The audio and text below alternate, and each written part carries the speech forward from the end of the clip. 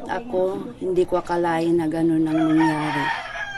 Kasi akala ko, yung nakakilala lang talaga sa kanya, ang magdadamay sa amin. Yun pala, mula hanggang Ateneo de Davao, hanggang dito sa Agusan del Sur sa amin. Ang daming mga taong suporta. Ang parang wala akong masabi sa kanila. Nagbibigay ng pagkain, nagbibigay ng tubig. Na-appreciate ko talaga yung mga pakiramay nila sa akin. Kaya yun, mula Davao, municipality ng Davao, Panabo, hanggang Tagum. Hindi ko maisa-isa lahat ng mga lungsod. Basta kaysa lahat ng dinaanan namin ay nakiramay talaga. Ang masasabi ko ay hindi mabayaran ng pera yung pagpasalamat ko sa inyo. Kasi yung simpleng bata dito sa amin, sa Agusan, nangangarap lang ng ganun. Tapos, hindi pa niya natupad kaagad yung mga pangarap niya. Pero, nakita ko sa mga crowns, sa mga fans na talagang todo suporta kahit patay na yung anak ko. Kaya yun, matinding papasalamat ko lang sa inyo. Hindi ko na kayo maisa-isa. Mayayaman man o mahihirap, nagpapasalamat ako. 1-year-old hanggang 19 years old, nagpapasalamat ako. Wala talaga akong masabi. Minsan natanong ko sa sarili ko, ano kayang ginawa ng anak ko, ba't ganon ang nangyari sa mga tao? Na may mga, first time ko pa lang talaga ngayon na may mga artista naman na mamatay, yung mga malalaking posisyon na mga tao. Pero ngayon ko lang talaga nakita na todo suporta ang mga fans, mga kakilala ng anak ko. Kaya inuulit ko, maraming salamat sa suporta niyo. Ma'am, ano yung hindi mo makakalimutan kay Rene, ma'am, na mga experience ninyong dalawa? Kaya nga, ayaw ko na sana, iwasan ko muna itong pag-interview. Kasi sana mag-focus muna ako para sa anak ko. Pero dito naman yun, sagutin ko na lang. Sige. Yung mga alaala para sa amin. Ay yung mga alaala na kung saan yung walang-wala kami. Doon ko na-appreciate na. Hindi pala ako lang nag-iisa, pati mga anak ko. And then kahit gano'n na lang, walang-wala kami, hindi kami naghihiwalay. Pinag-anuhan talaga namin hanggang malampasan namin unti-unti yung mga paghihirap na yun. Although hindi naman agad makamount namin ang inangad namin. And then, at least naman, unti-unti, naangat yung buhay namin nang dahil din sa kanya. Nang dahil din sa iba kong mga anak.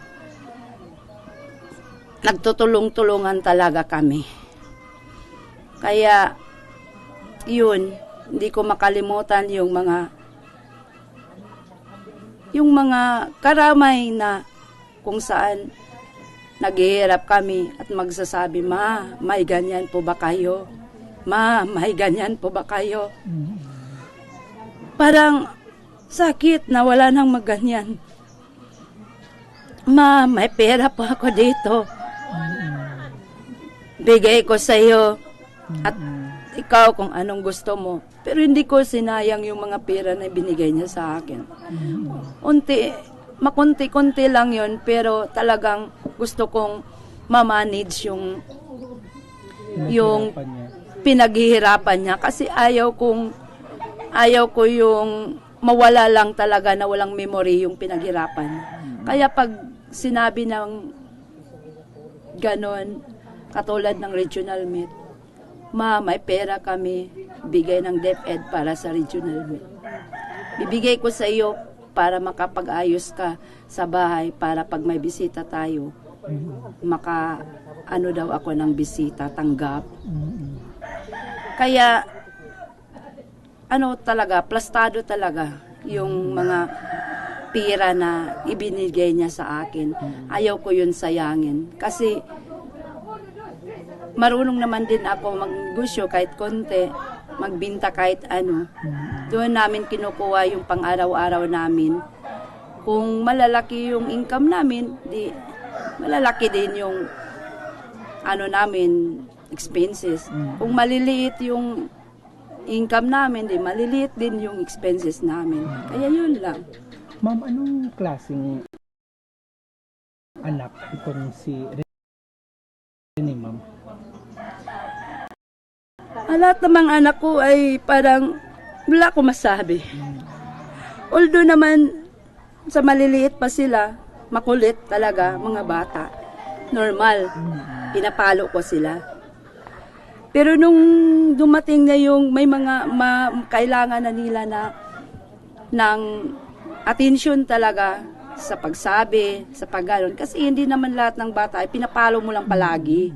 Gusto ko paluin pagkatapos sa salitaan para ilagay doon sa isip nila. Kaya lahat naman ng mga anak ko, wala akong masabi. Kasi kahit sa trabaho sa bahay namin, magtutulong-tulungan lang naman din kami. Hindi naman sila anong bata, anong klaseng bata. Basta kay laki sa hirap lang talaga ang may mamana ko sa kanila. Yung salitang mahirap lang tayo, dapat hindi tayo magbabago.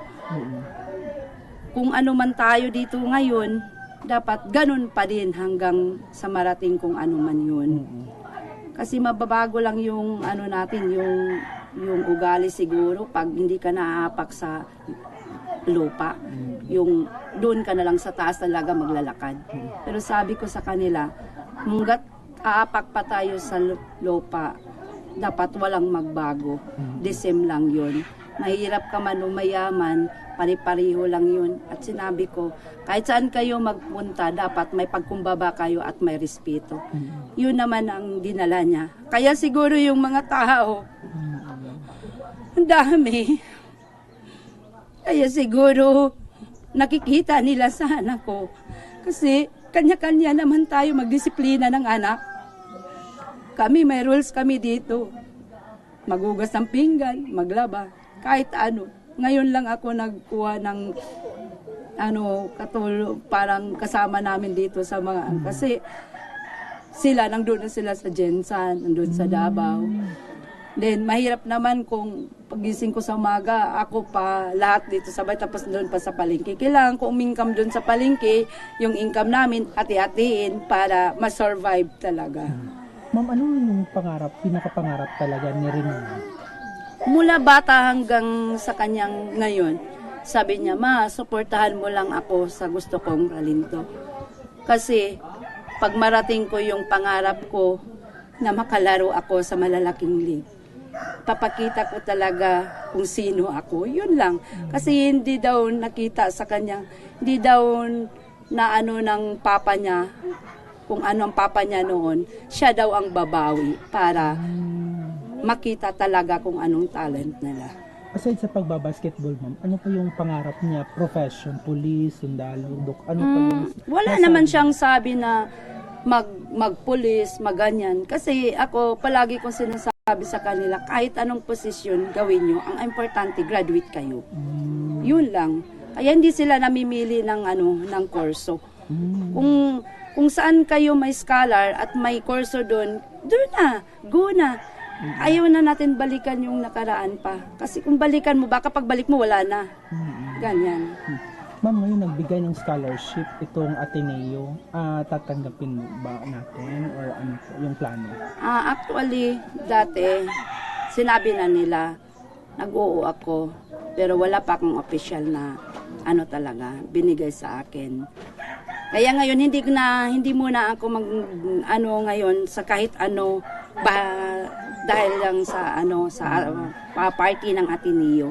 Hindi muna ako magsalita. Mag-focus muna ako para sa aking anak hanggang may libing siya.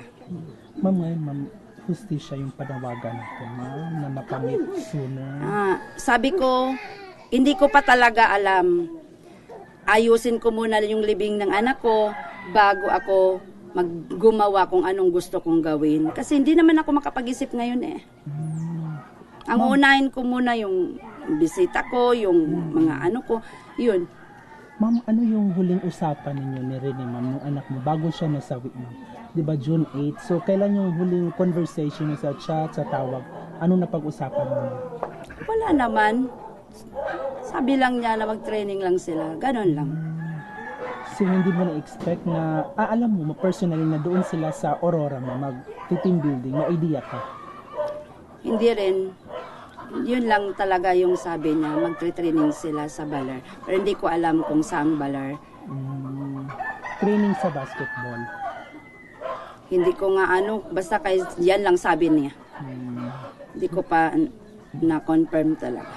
Ma'am, kung naririnig ka ngayon ni Rene, ma'am, ano yung last message mo sa kanya, ma'am? Kung naririnig ka niya ngayon, ma'am. Anak, kung naririnig mo ako, siguro alam mo naman kung ano ang pangarap natin, hindi lang para sa iyo at para sa akin, kundi sa buong pamilya natin. Alam ko na mahirap man gawin, pero kayanin ko at ipatupad ko yun sa mga kapatid mo na iwan. Yun lang.